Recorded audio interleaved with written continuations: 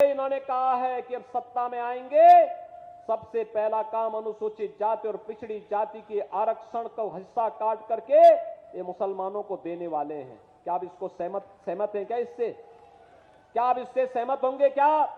अरे बाबा साहब भीमराव अंबेडकर ने कहा था कि धार्मिक आधार पर आरक्षण नहीं हो सकता है। और दूसरा कार्य, इनके द्वारा विरासत टैक्स की बात की जा रही है।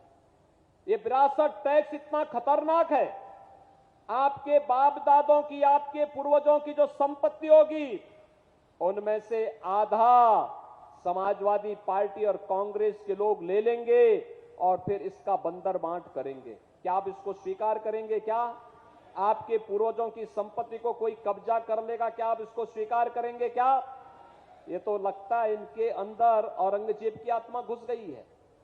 औरंगजेब मुगलों का सबसे क्रूर बादशाह था। बहनों और भाइयों, इतना क्रूर था कि उसने अपने भाई की हत्या की, अपने पिता को कैद कर दिया। उसका पिता शाहजहां एक एक बूंद पानी के लिए तरस तरस करके, तड़प तड़प करके मर गया था।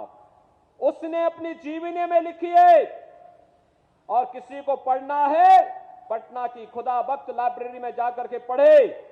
शाहजहां कहता है कि औरंगजेब जैसा कमबख्त पुत्र किसी को पैदा न हो, जिसने जीते जी मुझे पानी के लिए तरसाया है। उसने कहा था इससे अच्छा तो वह हिंदू है जो अपने बुजुर्गों को, बड़े बुजुर्गों को सम्मान करता है और मरने के बाद सरात और तर्पण करके अपने पितरों को जल देने का काम करता है।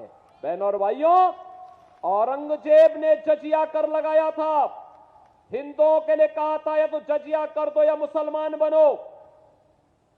लेकिन बहनों और भाइयों, ये जो विरासत टैक्स है कांग्रेस का, ये हिंदुओं पर औरंगजेब का जजिया करे। हमें जजिया कर नहीं स्वीकार करना है, नहीं करना है। और हमने तय किया है भारतीय जनता पार्टी इसके खिलाफ लड़ेगी, और इसका लड़ाई का मंत्र तो आपके पास है।